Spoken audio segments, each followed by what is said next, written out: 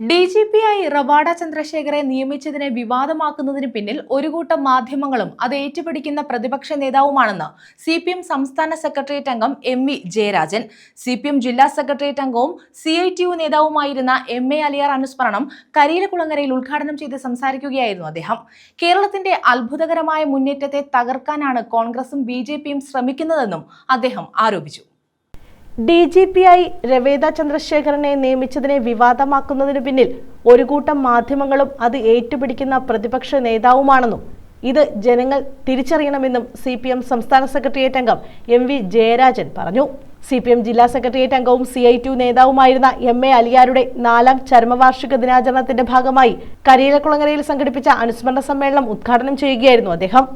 Commission റിപ്പോർട്ടിൽ രവദ ചന്ദ്രശേഖരൻ എന്ന് പറയുന്ന IPS ഉദ്യോഗസ്ഥനെ കുറിച്ച് അദ്ദേഹത്തിന് കൂത്തുപറമ്പ് വെടിവെപ്പിൽ പങ്കില്ലെന്ന് വ്യക്തമാക്കിയാൽ പിന്നെ ഒരാളെ DGP ആക്കിയതിനെ കൂത്തുപറമ്പ് വെടിവെപ്പിന്റെ പേരും പറഞ്ഞ് മുതലക്കണ്ണീർ ഒഴുക്കുന്നത് കാണുമ്പോഴാണ് അതിശയം തോന്നുന്നത്.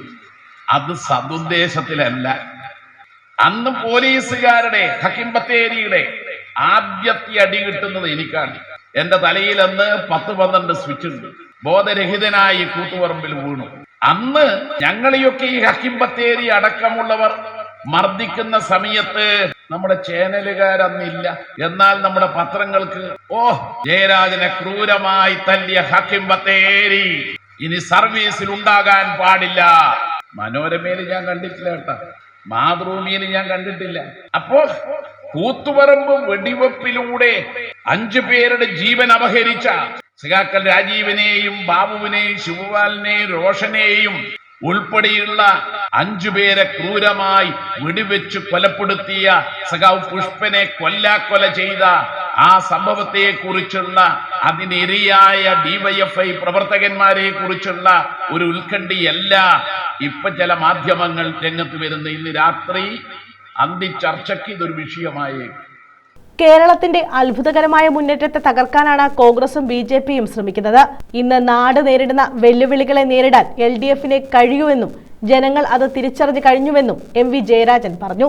സ്വാഗത സംഘം ചെയർമാൻ V പ്രഭാകരൻ അധ്യക്ഷത വഹിച്ചു. കൺവീനർ KV പ്രശാന്ത് സ്വാഗതം പറഞ്ഞു.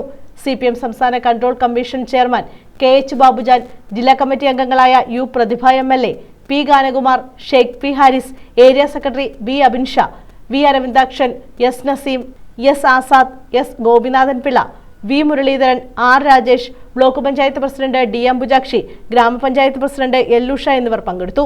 വിവിധ കേന്ദ്രങ്ങളിൽ നിന്നെത്തിയ അനുസ്മരണ റാലിയിൽ സ്ത്രീകളടക്കം നൂറുകണക്കിന് പ്രവർത്തകർ പങ്കെടുത്തു. CPM ജില്ലാ സെക്രട്ടറി R നാസർ അടക്കം നിരവധി നേതാക്കളും പ്രവർത്തകരും പുഷ്പാർച്ചനയിലും പങ്കെടുത്തു. News bureau, Kayamkulam.